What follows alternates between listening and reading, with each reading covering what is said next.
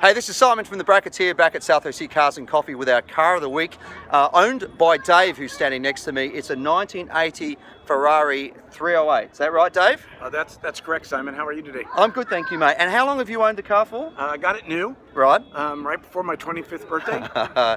25 years old and you go and buy yourself a Ferrari. That's pretty cool. It was fun at the time, so. Excellent. And there's a bit of a story behind it. We're going to swing the camera around and have a look at this amazing car. So Dave, you bought this car brand new when you were 25 years old? That's correct. Amazing. And this was the first year that the 308 came into the country. In '79, they were carbureted. Yep. So this is the first year of the fuel-injected car. And this is one of the first red with a black interior GTS, which the S means the top comes off. That came in with that was fuel-injected. And let me ask, did you wear Hawaiian shirts and have a big droopy moustache at the time that looked like Magnum PI? Of course.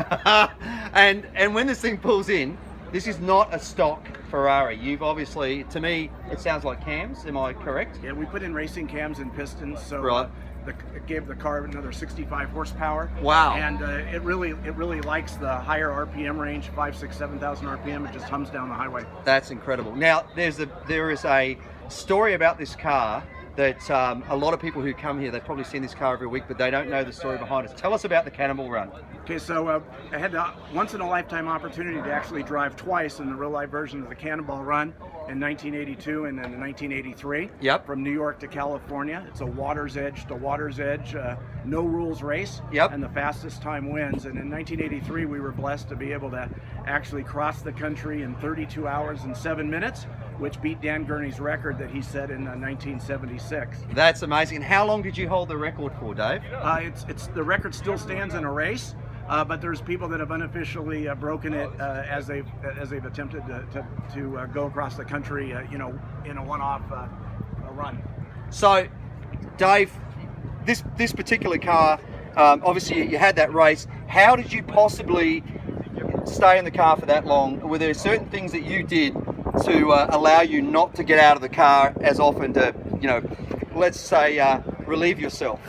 Well, we actually put in the small trunk that sits behind the motor in the rear, we put in a fuel cell which doubled the fuel capacity of the car. Right. So we only had to stop for gas every 5.5 hours. Yep. And the driver would get out and put the fuel in the left side tank, which is the car's tank, and the co-driver would lift the rear lid and put gas in the back. Yep. It was about $47 worth of gas. We'd give the guy a $50 bill. We'd ask him for directions the opposite way we were going, and we'd get back on the road. That was awesome. So obviously if anybody came in and said, which way are you going, the police came in, you're able to send them in the other direction. That is awesome. That is so good.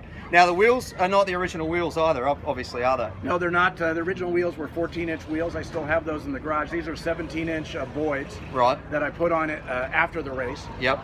Did it to dress it up a little bit.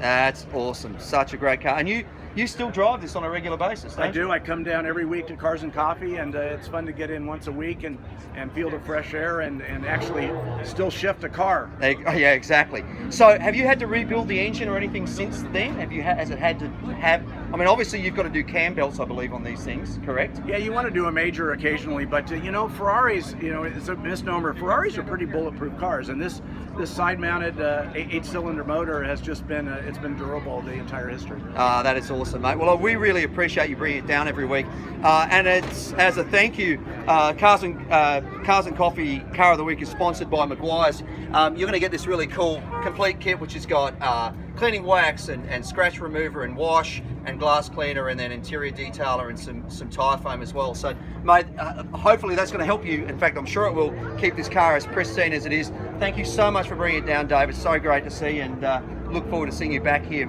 soon with another South OC Cars and Coffee. Thanks, Simon. I appreciate it.